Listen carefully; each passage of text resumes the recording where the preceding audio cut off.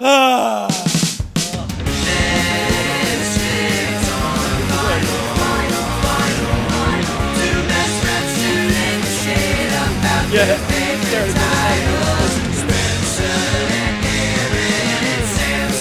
that one I was like Aaron. I was calling Aaron on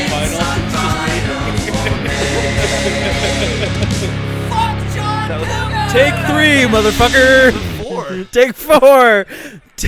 Take 4. Hello, welcome to Misfits on Vinyl. My name is Spencer Streichert. I'm an actor comedian currently suffering from irritable bowel syndrome and one of your hosts.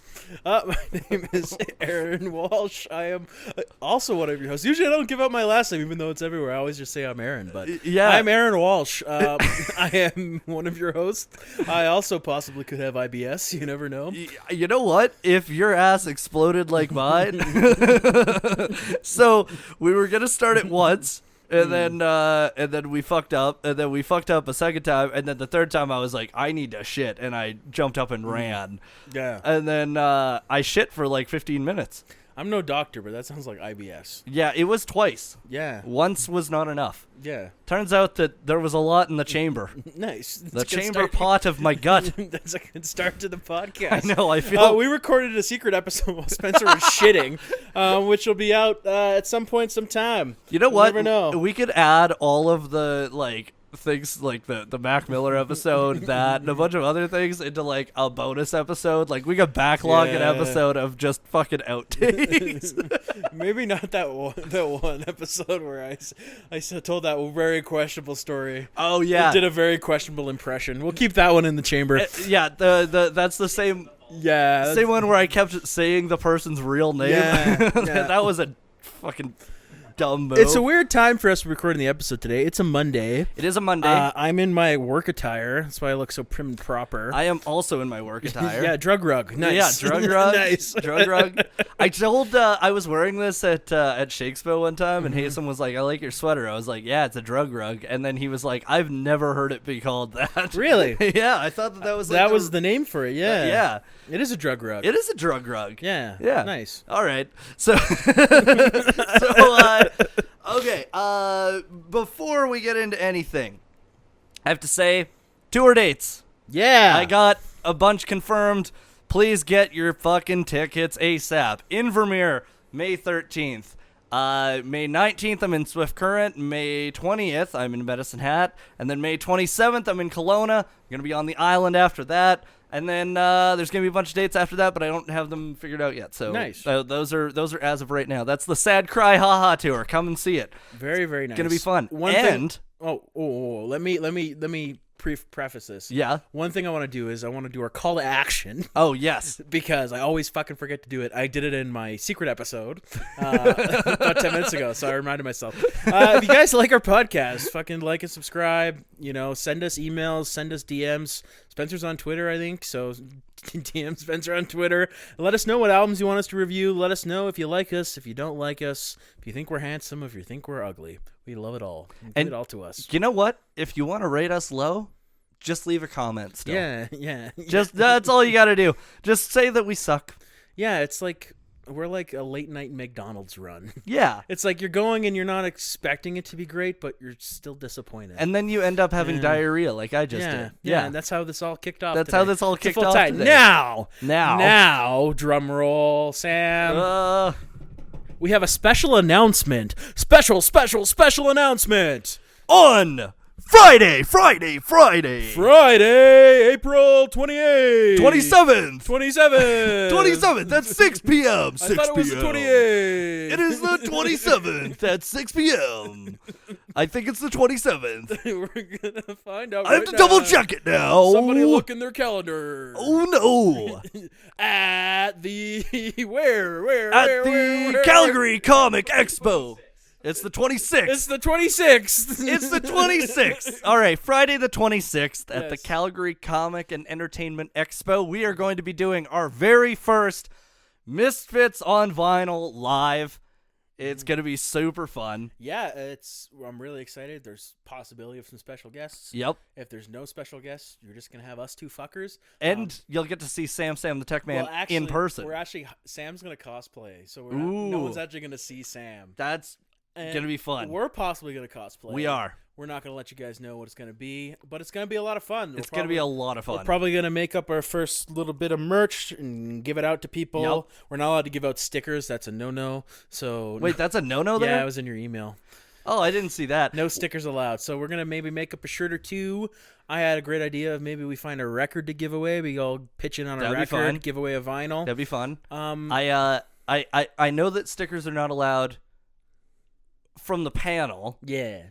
But if you see me walking around and you come up to me, I will give you a sticker. Or after we're done, because after we're done, who gives a fuck? Yeah, who cares? Who cares who's on next? It's all about us. Yeah, it's all about us. But it's going to be a fun weekend. It's going to be a fun weekend. I don't know what sort of deal passes-wise we're getting, but we're probably going to hang around at least 1 or 2 days at the expo.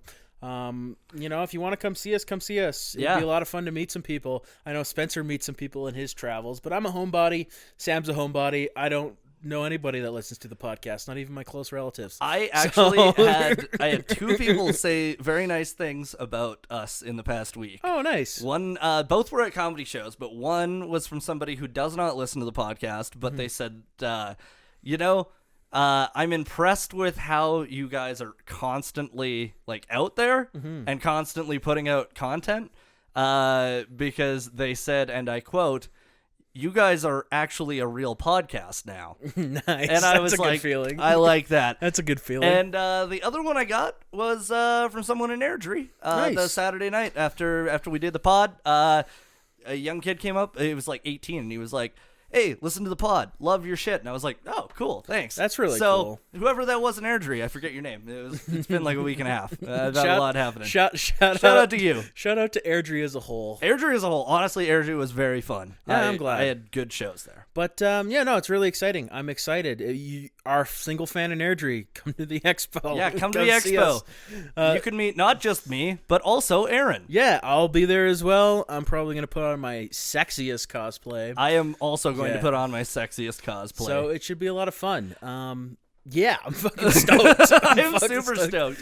Anywho. All right. So, the first thing that we got to do before we get into our album this week is our favorite new segment on the podcast. I think we should call it the new segment every single time. Every single time. Oh, here we go again. All right, oh, here we go again. I gotta play the intro for this segment. Yeah. All right. I forgot what it was. I remember it.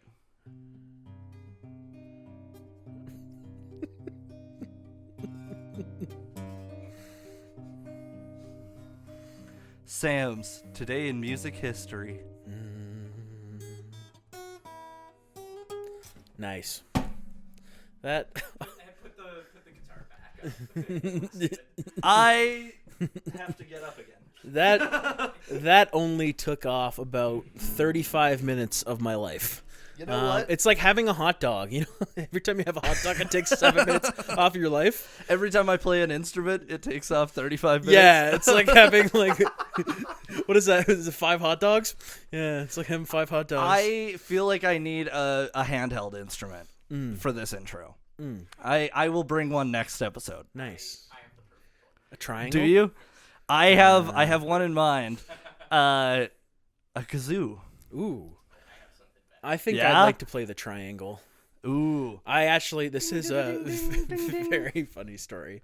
I used to be in band before we start on Sam's music. This is Aaron's music history. I was in a band. I don't know if I told this story on the podcast or not, but I'm not a good musician. So I was put on percussion. So at first I played the bass drum, which was just like fucking smacking it like boom, boom, boom, boom. Boom, which was, I managed that, and I got moved to the xylophone. Did I tell this story? You did. You didn't get into detail though. Okay, yeah. So I got moved to the xylophone, which was really bad because I don't know how to do notes in music. I couldn't remember what was what, so that really sucked. And then I got moved to the cymbals, which I just had to crash the cymbals. Which was a lot of fun for me. I was like one of those monkeys that smashed the cymbals. basically me. And then I got moved to the triangle. So that was my progression in music. I like how it started with arguably the easiest instrument. Yeah, and it got worse. They tried me everywhere, but I actually did play the drums when I was younger too, which is the sad part. It's like I played a drum kit, but I wasn't that good at that either. That's fucking hilarious. Actually, I don't know if my brother will want me to tell the story, but I knew how to play "Move Along" by the All American Rejects. Just the start where it's like boom, boom, boom, boom, boom, boom, boom, and I would just play that on repeat in the basement, just smashing the drums. And then your brother went and put his balls on your drum No, kit? he actually punched a hole through the door. Wait, what? Yeah, because I wouldn't shut the fuck up. That's actually kind of amazing. Yeah, he punched a hole right through the door. I have to tell you my Spencer music history thing. Go on. It's a quick one. It involves the kazoo. When I was in grade 10, my friend Colton and his dad Pat, we went to Swift Current. We were at the PV Mart, and I started following Colton around with the kazoo, just like all around the store, just and he started running away from me, so I started running after him. So now we're sprinting through the store, and I'm not even trying to play it anymore. It's just coming through my breath. It's like anyways, we come around a corner, and Colton's dad is standing there with like one of the employees, and the employee is like some guy in his 40s, and he turns around and just started fucking screaming at me. Like he was like, "What the fuck is wrong with you? Do you have no fucking respect?" And I'm like, "Not for a PV Mart, really?" No. Like of all things. And the whole time Pat's just like, "Jesus Christ." And yeah, Nice. kazoo. Shall we get back? Let's on get track into now? Yeah. Sam's Today in Sorry, Music Sam. History. Sorry, Sam. We do have the intro. We did. It bring was the intro. it was almost tomorrow's music history. If we It almost. wouldn't shut the fuck up. Okay, Sam's Today in Music History for April 5th. Let's do it. In 1998, Sam's favorite band, the Spice Girls, performed their first ever live UK concert when they appeared in front of 9,000 strong audience in Glasgow, Scotland. Nice. I say favorite because this is the second Spice Girls. Yeah, I was going to say he seems to really like the Spice Girls. Sporty Spice for the win. In 1980, a tragedy happened. REM played their first ever gig when they appeared at St. Mary's Episcopal Church. Nice. I don't know why you in Athens, dislike Georgia. REM so much. I fucked up. No, I can't get into this. No. There was a gross Irish lady who I fucked when I was 18, and she insisted on playing REM the whole time, Nice. and it was like really bad. So she was ginger, right? You got your orange crush? No, she was. Well, I wouldn't say she was ginger. She was more. No, I can't. The show at this abandoned church was for a friend's birthday party in 1962. I feel like you were losing your religion when you got into it. That was one of the songs that we fucked to, which makes me really uncomfortable now whenever when you it think plays. back of it, you're not a shiny, happy person, are you? No, it's tough. I'm trying to think of more fucking REM songs. I don't no. know Please that keep many. going. I don't know that many. Yeah, thank God. In 1962, the Beatles performed at the Caravan Club in Liverpool as part of a special night presented by the Beatles fan club. The Beatles wore their black leather outfits for the first half of the performance for old time's sake, then changed into their new suits for the second half of the show. Spiffy. In 1801, the first performance of Ludwig van Beethoven's Second Symphony in D, conducted by the composer in Vienna. Nice. Yeah. In 2012, Jim Marshall, who made rock and roll roarier and noisier by inventing the amplifier, died at a hospice in London at aged 88. Damn. His amplifiers and speakers, known as Marshall stacks, were used by Jimi Hendrix, Eric Clapton, Jimmy Page, and almost every other major rock guitarist in the 60s and 70s. And by the next generation of guitarists... Oh no, the camera died? This thing is so unreliable. The camera?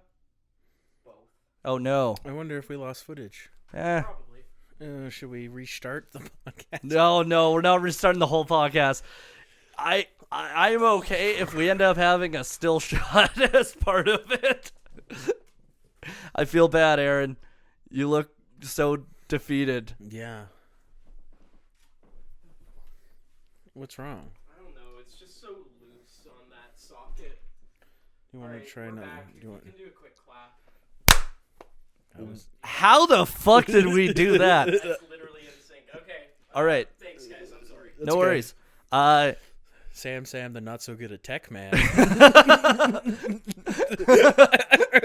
Sorry, cheap shot.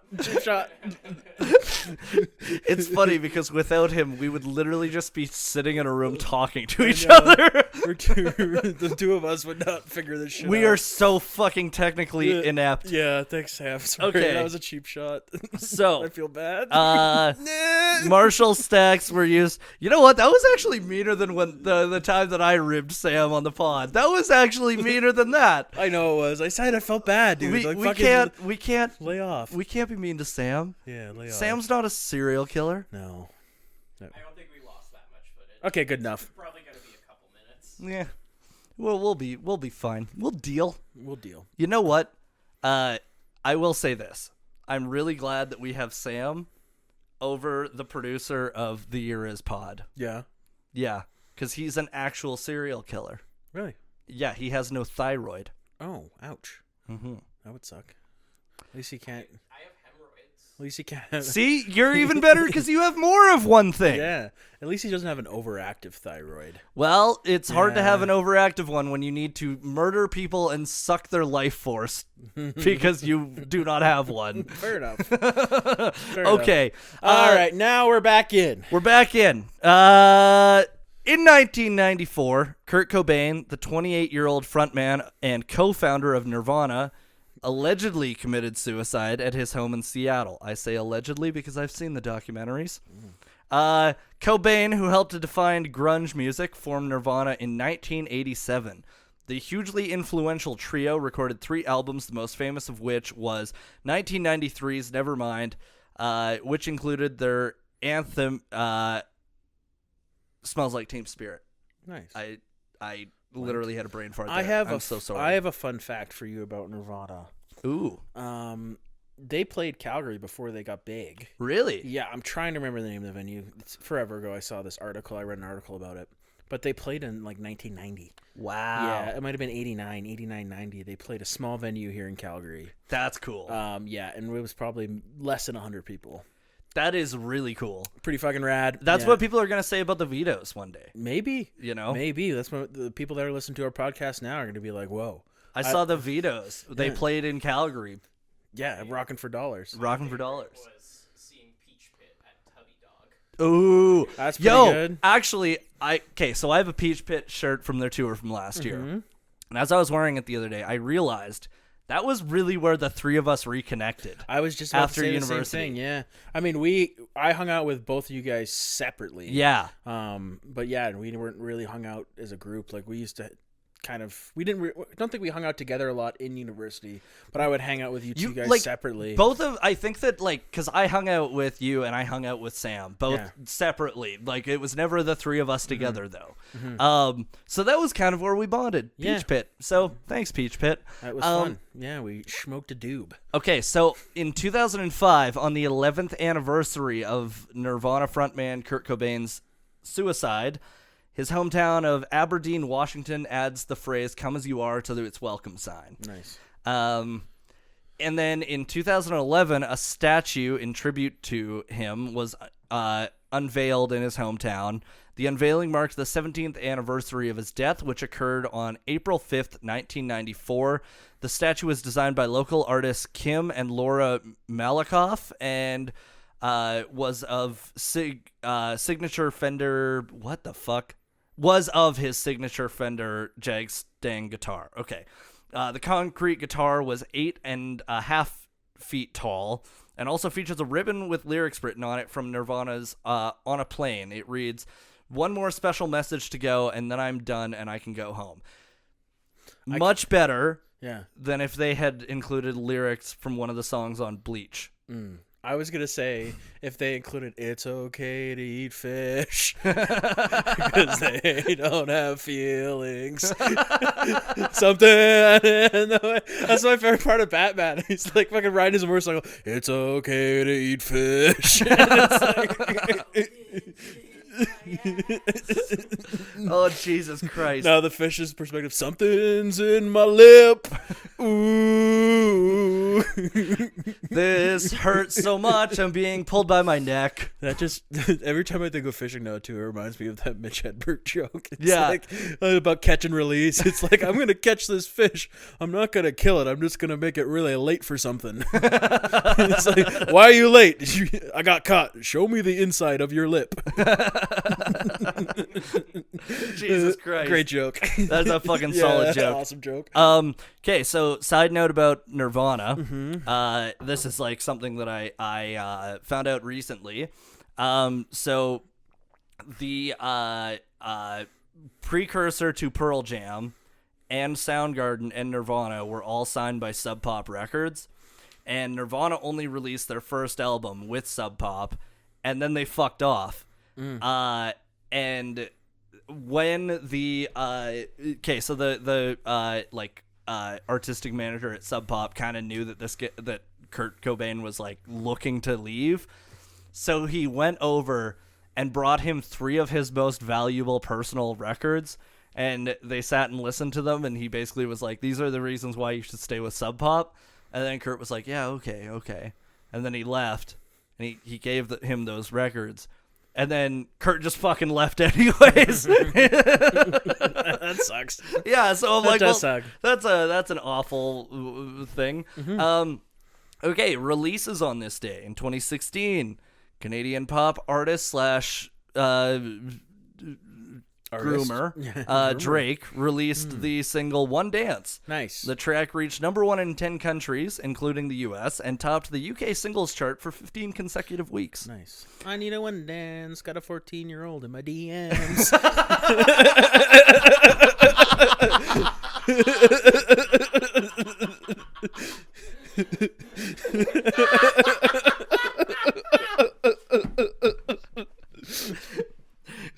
Stranger things have happened.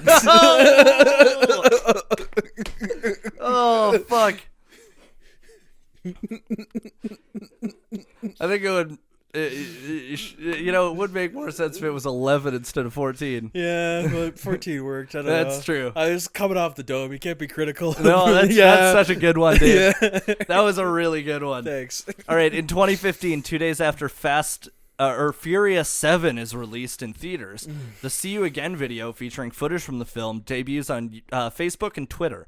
The next day, it is posted on YouTube, where it eventually breaks the record for most views previously held by Gangnam Style.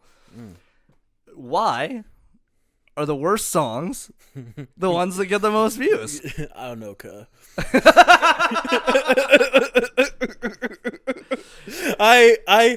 Well, first of all, I hate Fast and Furious. Fucking come at me. Yeah, not a big fan. Tokyo Drift is good. I'll change your mind. Tokyo Drift is good. I think the first 2 movies are my favorite. Yeah. You haven't seen 8. Dude, I saw everything up until 7, and then I was like, this looks like it's going to just be too much. Yeah, that's the point. They go to space in 9. That's fucked. Yeah, no. Fast and Furious, like the shit that came out of Spencer's ass. That's what I think about those movies. It was fast and it was furious. Yeah, no, I don't like those movies. Now I forgot my point. Anyways, that song is worse than any of the movies, is what I was gonna say. Yeah. That song sucks. It's okay that you forgot Yeah. your point, because it's been a long day. And then fucking Wiz Khalifa was like, "Yeah, I wrote that song in 15 minutes." I'm like, "You don't say." Okay. In 1974, Johnny Cash's Ragged Old Flag was released. Journey's Evolution was released in Nice. 79. And Bowie's Black Tie, White Noise in 93. Nice. All right. That's some good releases. Those are some good releases. All right. Every episode on Misfits on Vinyl, Let's get into it. we talk about an album. Yes. Sometimes it's one of our favorites. Sometimes it's a popular album. Sometimes it crosses over. Yeah. This is one of those ones. I'm very excited for this one. Okay, so We are doing. drum roll, please.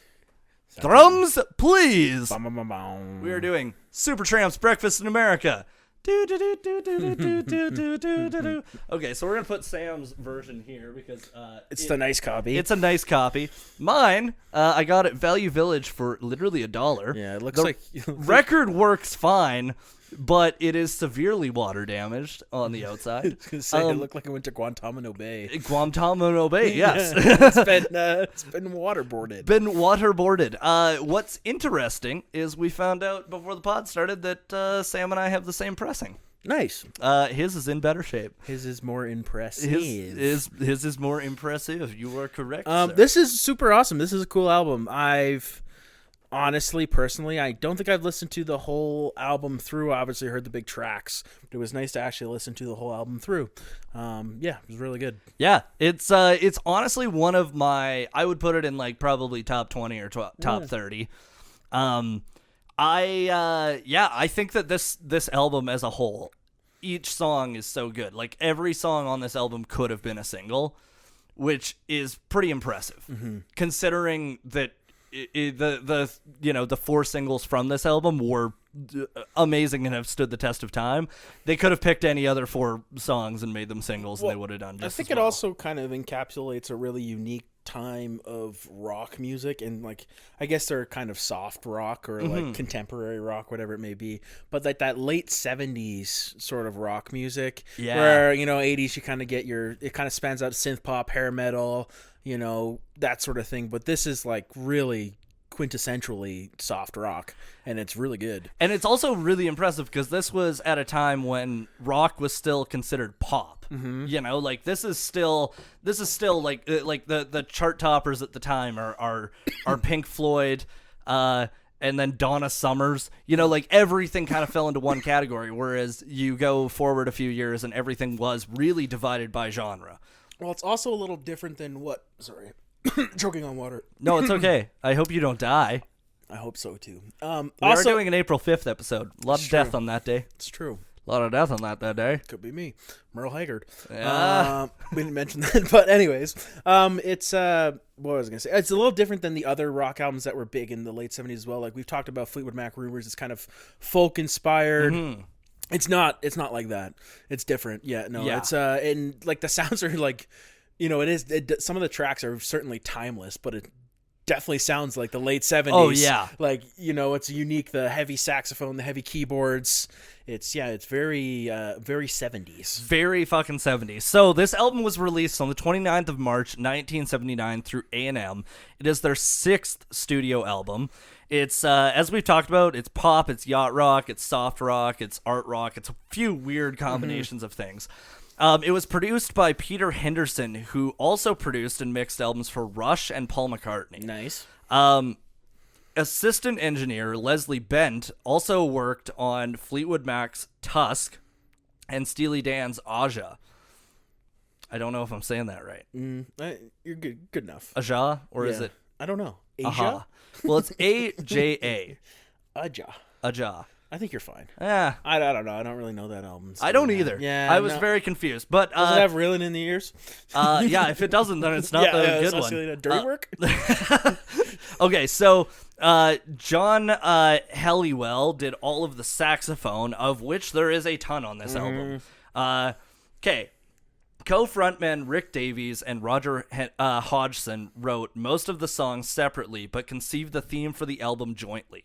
Tensions between the two were reportedly non-existent on this album. Engineer Peter Henderson recalled, "They got along fantastically well and everyone was really happy. There was a very, very good vibe, and I think everyone was really buoyed by the recordings and A&M's response to them." Hodgson contested this, saying that he and Davies had increasingly different lifestyles, and that he felt that Davies disliked many of the songs and only kept quiet about his displeasure because he would have been voted out. And the third insight into this is Melody Maker's journalist Harry Doherty, who offered the take that during their sessions, in the 3 days that he spent with the band, he didn't see the two of them converse once.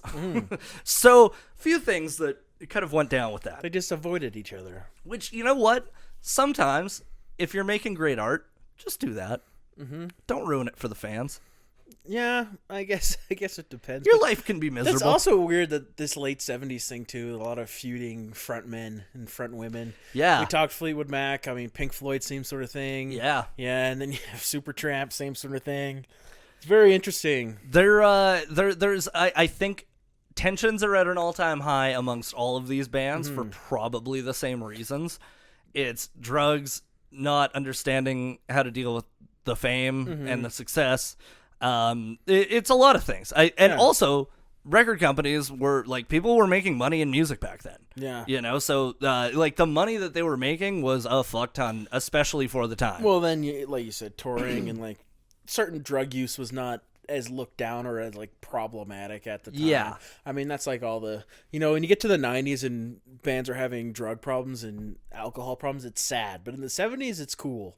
So there's like this weird, it's a little weird, like the way people look back at it. It's like, oh, the Rolling Stones, like all these bands that fucking were all fucked up on drugs in the 70s. Like fucking So Sweet in the 90s. It's kind of sad. Yeah. Well, I think part of it is because there was less musicians fucking dying in the 70s. True. So that makes a huge difference, because like even you get into the 80s with the hair metal craze. I mean, like what's his name from Rat fucking died. Was it Rat or Warrant? I forget which one of them, but one of the two bands, I think it was the guitarist, fucking died after like their second album, and it was just like it like sent a shockwave amongst all of these hair metal bands. And like I read Nikki Sixx's autobiography, and he talks about how like he overdosed twice within 1 year on heroin, and it took until the second time for him to like decide, maybe I should be sober. Yeah. So it's like these guys, especially back then, I think because of the lack of education that we had around a lot of these hard drugs, but also because of just the culture that they were living in, it didn't really matter. Yeah, there was like I was alluding to, there was a lot less I guess judgment on heavy drug use in the 70s compared to later eras. So, people, bands, they might have had lots of issues because people are on drugs, but, it wasn't that big of a deal. Yeah. Yeah, they could just move on and continue on and, not causing any problems. Keep calm and carry on. Yeah, exactly. All right, so the recording process for this was super interesting because the album went through 2 rounds of demos. The first were home demos, which consisted of the chief songwriter either being Davies or Hodgson singing and playing either acoustic piano or a Wurlitzer electric piano. And then the second was 8-track demos recorded at St. Com Studios in Burbank, California during late April and early May in 1978. It was recorded. It was in these recording demos that the band worked together to get the backing track arrangements for all the songs, with the exception of "Take the Long Way Home," because that was the last song that they actually wrote for the album. Interesting. And they determined the order in which they would appear on the album. In order to avoid spending a lot of time on mixing, the band and their production team devoted a week to experimenting with different sound setups until they found the perfect arrangement. This effort proved to be completely pointless, as the engineering team would end up spending more than 2 extremely stressful months searching for the right mix, and was only finished after that length of time because the deadline had arrived, not because they felt that they were satisfied with the results. That's funny. That's funny. Okay, so the album's front cover, which I would say this is maybe one of our most iconic that we've done so far. That's debatable. We've done a lot of iconic albums. We've done some pretty iconic ones. I would say but Prince, Purple Rain, Springsteen, and Michael Jackson. Thriller, Fleetwood Mac, Rumors. Yeah, but Rumors and their self-title look pretty similar. Yeah, but he's got the nutsack. That's true. He does have the nutsack. Yeah, I don't know. It's certainly, I think it's iconic because we're fans of the band, but I don't know in the grand scheme of album covers how iconic it might be.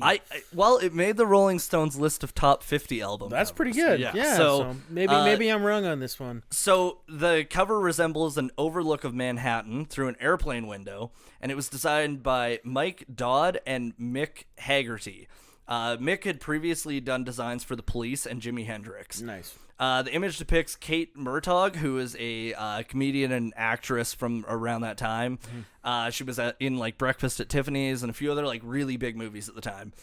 She's dressed as a waitress named Libby from a diner, as the Statue of Liberty, as you can see there, holding up a glass of orange juice on a small plate in one hand, and a foldable restaurant menu in the other hand. Then the background features the southern tip of New York, like city borough, Manhattan. It's got all of the, various things in a diner, like the forks and shit, the plates. There's boxes that make up the Twin Towers. In the actually, what's really interesting is the boxes. So in the remaster, they actually took out the boxes there. Oh, interesting. Yeah, the Twin Towers are no longer there. Yeah, with the salt and pepper. You know what? It is a pretty creative album cover. I give it to them. Yeah. Also, I was just joking. I was just they did not actually take out those two boxes. Oh, I didn't catch what you were saying. I just was saying because they erased it from the New York skyline. Someone was like, "Ooh, here comes the airplane! What's a Scoopy?" Some little kid's like fucking eating his broccoli. Just holy shit! Yeah, it's a pretty cool cover. The egg cartons and the cups and the things. It's pretty fucking good. Okay, so their original concept for the album was for an album of songs about the relationship and conflicting ideals between Davies and Hodgson themselves. It was to be titled "Hello Stranger," based on the lyrics from "Goodbye Stranger." And Hodgson explained, "We realized that a few of the songs really lent themselves to two people talking to each other and at each other. I could be putting down his way of thinking, and he could be challenging my way of seeing life. Our ways of life are so different, but I love him. That contrast is what makes the world go round, and it's what makes Supertramp go round. His beliefs are a challenge to mine, and mine are a challenge to his." Now, this idea was scrapped in favor of an album of fun songs, and though Davies initially wanted to keep the title "Hello Stranger," he was convinced by Hodgson to change it to "Breakfast in America." Hodgson commented later, "We chose the title because it was a fun title. It suited the fun feeling of the album. Due to the title and explicit satirizing of American culture in the cover and three of the songs, Gone Hollywood, Breakfast in America, and Child of Vision, many listeners interpret the album as a satire of the U.S. Supertramp's members have all insisted that the repeated references to the U.S. culture are purely coincidental and that no such thematic satire was intended." I don't necessarily agree. I think that it's pretty fucking... Yeah. It feels like a concept album. A little bit. And he goes on to say that Crime of the Century is misinterpreted as a concept album. I think that this one is just... It is a concept album. And he can say that it wasn't, but I think that part of that was because this was their first album to go #1 in the U.S. So you don't really want to be like, yeah, we're actually making fun of you. But, like, he was making fun of them a little bit. Most of the songs are pretty fucking... Take the Long Way Home, about a guy that doesn't want to go home to his shitty wife. That's literally the whole point of the song. Wow, how many Americans did that relate to in 1979? Usually I think it'd be the other way around. Well, that's true. No, that would have been like 1969. Yeah, 1950s. Yeah. Yeah. But then the wives got Prozac, and then... Okay, it made me think of those memes that have been around recently, where it's like men or whatever, men aren't the same anymore, and it's like men in 1930 when the wife burns the toast, and it's fucking John Cena, slamming them on the ground. Yeah. So yeah, men aren't the same anymore. Holy fuck. Yeah, you don't say. Yeah. Shocking. Okay, so Gone Hollywood is the opening track of Breakfast in America. It was written by Davies, and the song tells the story about a person who moves to L.A., but then finds it way more difficult, struggles, becomes frustrated, and ultimately gets his break, becoming the talk of the boulevard. The lyrics were originally more bleak. I don't know how, but under pressure from other band members, Davies rewrote them to be more optimistic and commercially appealing. Billboard writer David Farrell felt that other than Davies' lead vocal, the song sounds like a Queen song. I wouldn't necessarily say Queen song. I think like it does sound a lot like a lot of the bands of the time. Yeah. But like Gone Hollywood is just like, I don't know, it's such a fucking strong way to start the album. I don't really see it as a like resembling anything specific. No, I don't know if I feel that way either. I mean, I read some of the reviews of this album too, and I think a lot of them are like some of the other albums we've had in like retro. Like when people look back, they're like, Yeah. "Oh yeah." Like the reviews at the time are kind of weird. Like some Yeah. people are like, "Oh, the ballads on this album suck." Like there's a couple fun songs. That's not really how I think the majority of people have. And it's aged really well. And Yeah. so there's a lot of weird criticism from that time. So I don't know if I agree with that one either. Yeah, and it kind of seemed weird to me because when I saw the All Music rating, I was genuinely a little surprised that it was like only an 8. Yeah. Because like we get albums that we look at and we're like, okay, like I can understand, but then you see like a lot of the reviews for this were pretty fucking negative, especially at the time. Okay, so Child of Vision is the closing track, and much like the Logical song, it uses a Wurlitzer electric piano as the main instrument. After the lyrical part, the song goes into a long solo played on the grand piano alongside the original melody on the Wurlitzer. The track fades out with a short saxophone solo, and Hodgson said that the song was written to be equivalent to Gone Hollywood, looking at how Americans live, and though he confessed that he had only a limited familiarity with U.S. culture at the time of writing it. It's weird because like they might have had a limited like idea of the culture, but I feel like because that was right at the time when like America was like really having an impact like on a cultural level around the world, and they also recorded this album in Burbank, right? Yeah. So they're at the epicenter of where a lot of the world is getting fucking movies and shit like that at the time, right? So you're calling bullshit. Yeah, I'm calling bullshit on Nice. that. Okay, good. I don't really like this Hodgson fella. No, eh? I don't like the cut of his jib. Good to know. Quite the little fuckaroo, if you ask Well, me. maybe we'll find out more about him and about the artist. Which, oddly enough, we're just getting into. Nice. I saw you scroll down. So All right. So in 1969, Stanley Sam August McGaze, a Dutch billionaire, ceased providing financial support to a band called The Joint. He was disappointed with them. So he offered Swindon-born keyboardist Rick Davies, a former bandmate of Irish singer-songwriter Gilbert O'Sullivan, whose talent he felt had been bogged down by the group, an opportunity to form his own band with his financial backing. what a fucking weird origin story. Right?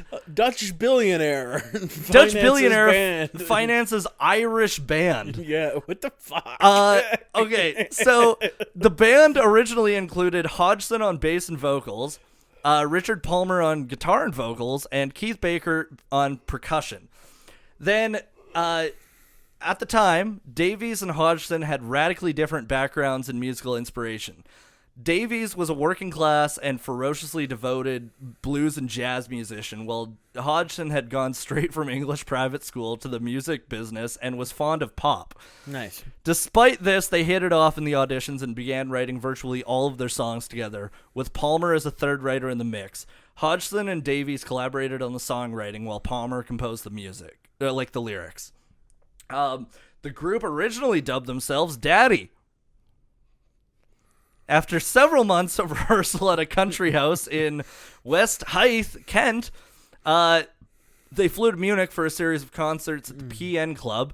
One 10-minute performance of All Along the Watchtower was filmed by Hero Senf for Daddy Portrait 1970, and the rehearsals had been less than productive, with their initial repertoire consisting of only 4 songs. Nice. 2 of which were covers. Nice. Really hammering it out. Really fucking just getting down to the fucking bones of it. The old nitty gritty. So, in January of 1970, Keith Baker left, and to avoid confusion with a similarly named Daddy Longlegs, at Palmer's request, the band changed its name to Supertramp, which was a moniker inspired by the autobiography of a Supertramp by William Henry Davies.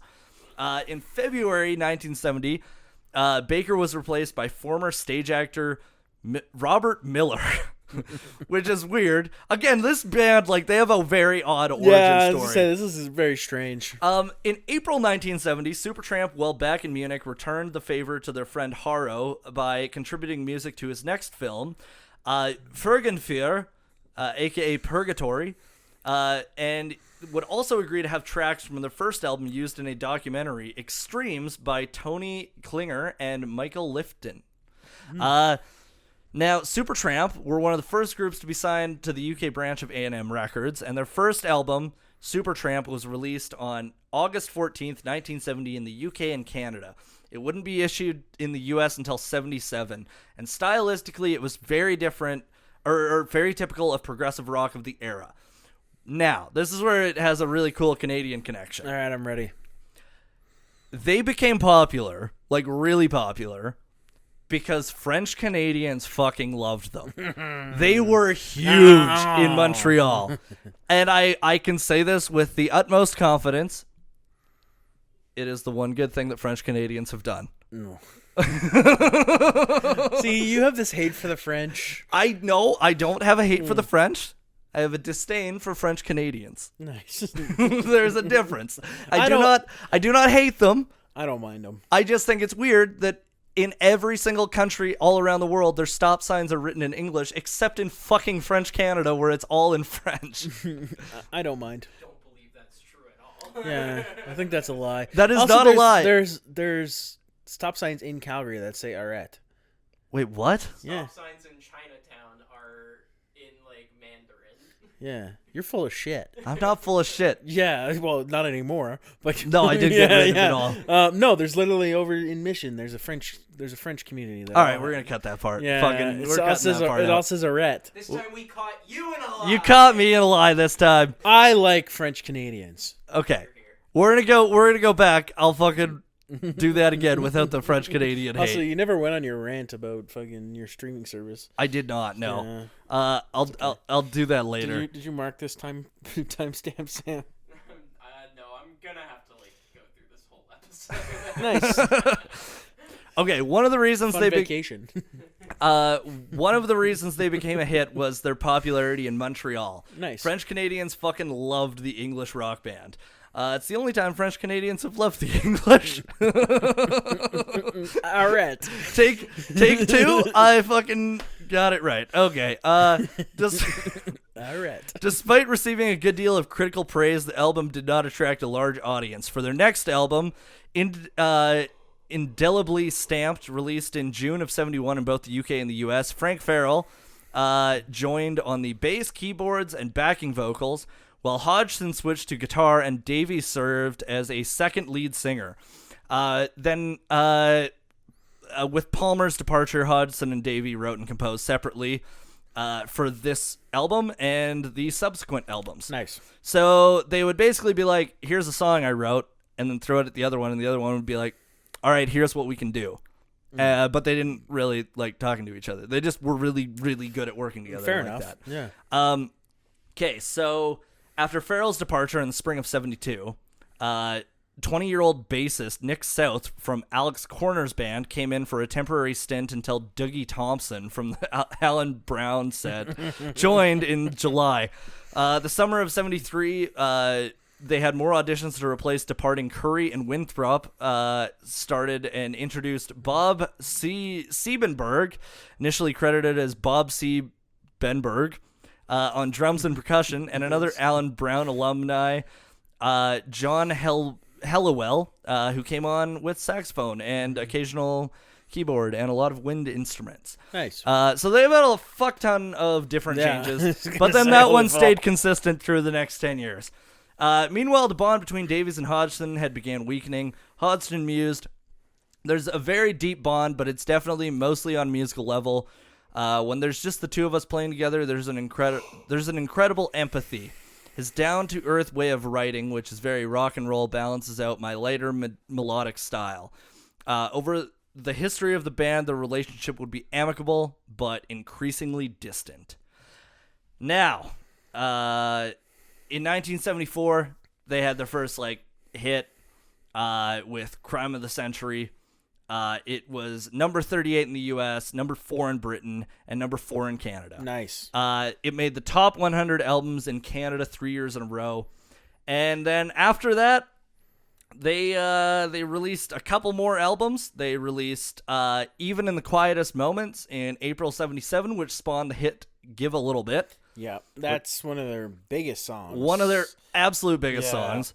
It's the only song on their Spotify in like their recommended song, like most listened to songs that is not from Breakfast in I was America. gonna say I noticed that as well. Which I think is really funny.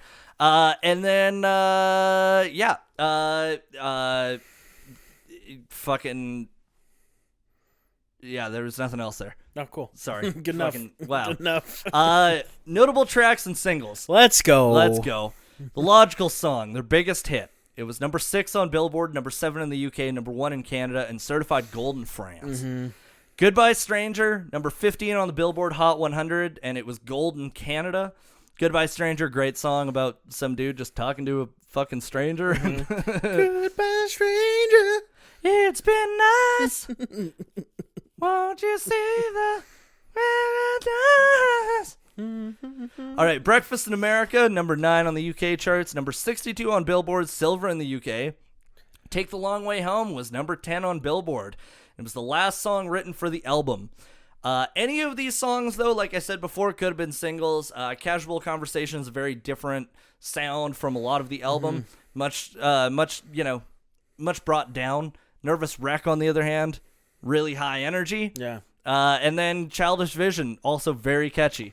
My God, does that song get catchy. My favorite track on the album is Breakfast in America. Yeah. Yeah. Take a look at my girlfriend. She's the only one I got. La, da, da, da. That's She's not much of a girlfriend. That song, that's probably my favorite Supertramp in general.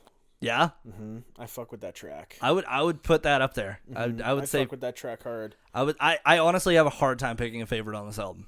I really do. Yeah, fair enough. I really do. Okay. Reception for the album. It was number 1 in 10 countries. It was number 1 on the Billboard 200, and it stayed there for 6 weeks. 4 times platinum in the U.S., and it sold 20 million copies worldwide. It won the Grammys for Best Recording Package, which makes sense. Yep. Album art is pretty fucking phenomenal. And Best Engineered Album Non-Classical. So Peter Henderson won a fucking Grammy. My bunnies are just stomping like crazy. Yeah, they're going mental. It was nominated for Album of the Year alongside The Gambler by Kenny Rogers. Nice. Doobie Brothers album. Donna Summer's Bad Girl. Now, here's something super interesting. Donna Summer's Bad Girl was produced by Giorgio Moroder. Yeah, that's a throwback to And Daft Punk. it was mixed by Jürgen Coopers, who mixed the Baltimora album. There we go. So we got a couple fucking calls in there. Giorgio by Marauder. All right, criticism. Go forth. Okay, so I've never said this before, but I felt like the saxophone there could have been a little less sax on this album. Yeah, I could make this argument. I think that they could have chilled a little bit with the electric piano and the sax.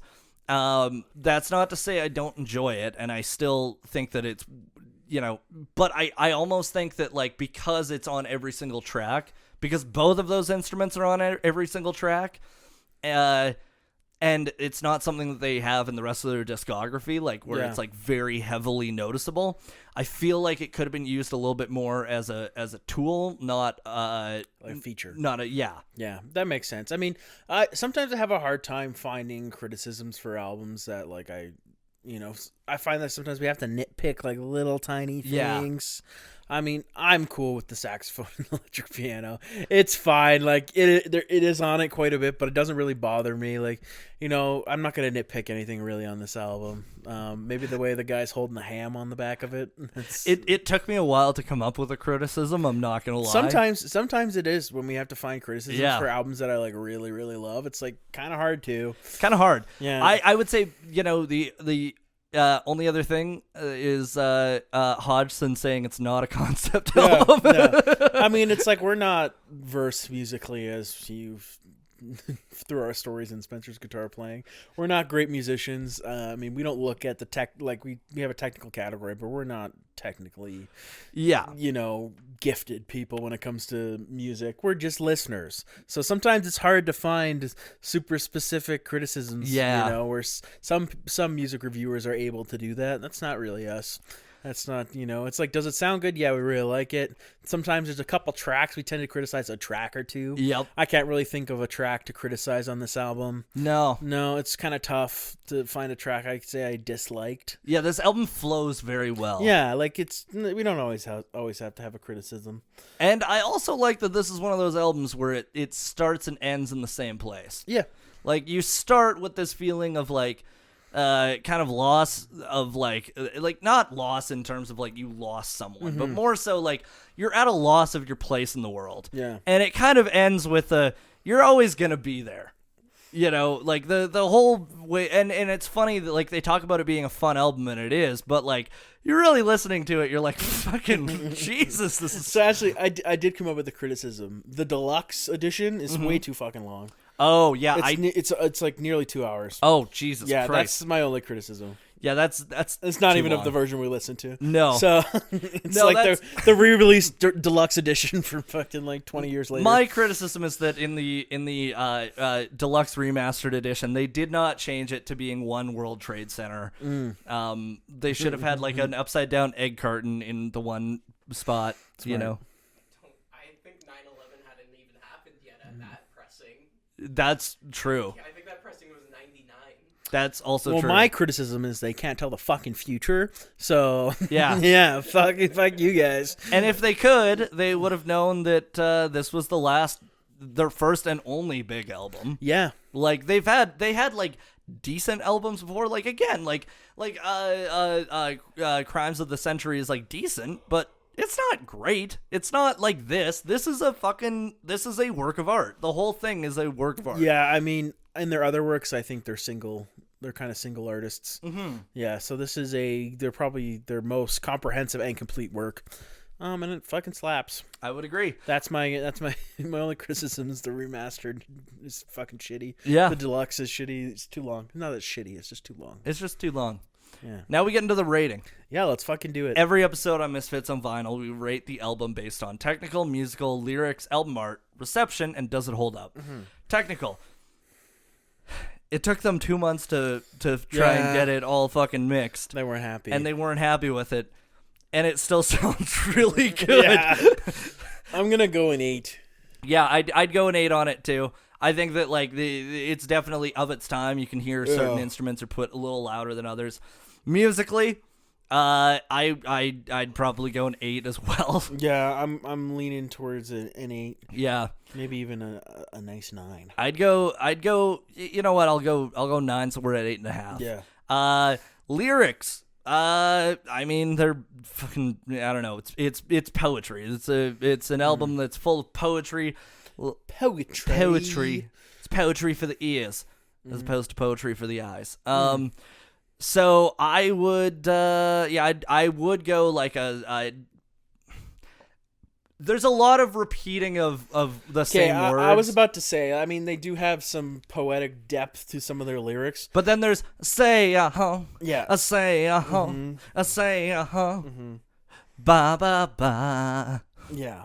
Ba ba ba ba ba ba. Yeah. So I'd probably go like 6.5. Yeah, okay. I was coming in at a 6. Yeah. I'll meet you at 6.5. All right. Yeah, I mean, there is some.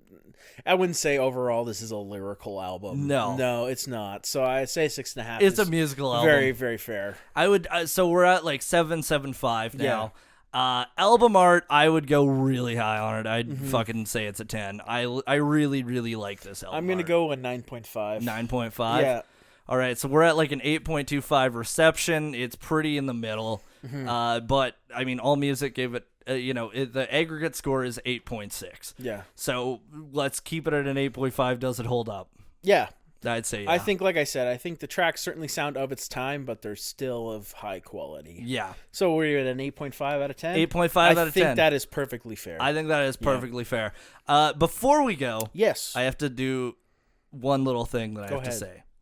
So, Siobhan and I have been watching Dookie Jones and the Shits. I don't know what that is. It's Daisy Jones and the Six on Amazon. And it's based on a novel that was loosely based on Fleetwood Mac. And it's about like a band in the 70s with, a female vocalist and all this other shit. Holy fuck, I don't know how some movies or shows get made on streaming services. Because it really feels to me like they take CW writers and they go, guess what? You can say fuck now. And it's like the same character depth, the same everything, but then it's like watching a toddler trying to swear. Like, they just don't swear correctly. And I don't know if it's because the writing is so bad or if the actors also aren't good, but the performances aren't good. And the whole fucking show is set like it's supposed to be a mockumentary about this like fictional band in the 70s, and they're, you know, having this mockumentary done in the 90s. But all of the footage of them sitting there giving the talks in the 90s, it's like the crispest fucking documentary footage you could ever see. So I'm like, this doesn't make me feel like I'm in the 90s, and the other one doesn't make me feel like I'm in the 70s. And all the fucking songs that they recorded in the show do not sound like songs from the 70s. They're highly auto-tuned, and they all sound like early 2000s pop country. Like some Lone Star amazed shit. Well, I have some news for you. I actually got cast in that show. Oh, you got cast? Yeah. So it's now gonna become the 7. Oh, fuck. Yeah, I don't even remember the name of the show, but I know there was a 6. Dookie Jones. Dookie Jones and the 7. Dookie Jones and the shits. Dookie Jones and the 7. I'm number 7. You're number 7. Yeah, and I say fuck like fuck. Fuck. I just don't give a fuck. I've honestly been hate watching it a little bit. I've been like, because there's parts of it where it's like, this is fun. And then there's a lot of other parts where you're like, why did you make that choice? There's so many scenes where two characters will be standing in one room, and then they just exit the room to continue the exact same fucking scene, but there was no motivation for them to leave the room. There's one where they're sitting in this guy's house, like, writing a song, and then he gets up and walks outside carrying the guitar, sits down beside the pool. The person walks over and sits down, and then they continue the fucking conversation. Interesting. It's so stupid. It's so dumb. Yeah, you know, some people like that shit, though. You know, Riverdale has managed to get like 8 seasons. Dude, so, you know, I watched about 15 minutes of Riverdale, and he fucks the teacher, and I was like, oh yeah, I'm probably done watching the show. I was like, yeah, that's not what I buy. That's not the comic book I buy when I'm checking out for my groceries. It's not the same shit. And then, like, it's not, though. It's like fucking everybody's slutty. Like, who fucks the teacher? Archie. Wait, really? Yeah, is it Miss Grundy, right? Yeah, he bangs by the river. Woo. And then they find a body. Yeah, spoilers. Superpowers now. Oh, do they? When did that happen? They're going back in time and Oh. like, redo things. And, Interesting. Oh, dude, I just know Betty's like a dominatrix. Wow. Yeah, I just know that part. Nah. yeah, they go very off the rails. Yeah, it's not like the comic books, and I know Sabrina the Teenage Witch is involved at some Oh, point. no. Yeah, there's a bit of crossover on the CW. I'm sure that's the time jump when they go Nice. back in time. And then they all are now in their original outfits, but Jughead is the only one who remembers the other time. I like the one quote I do love is when he's like talking to like all these underprivileged fucking gangsters, and he's like, you don't know how hard it is. You don't know the trials and tribulations of high school football. It's like the ups, the downs, the trials and tribulations of high school football. They're all like drug dealers have been stabbed. Yeah.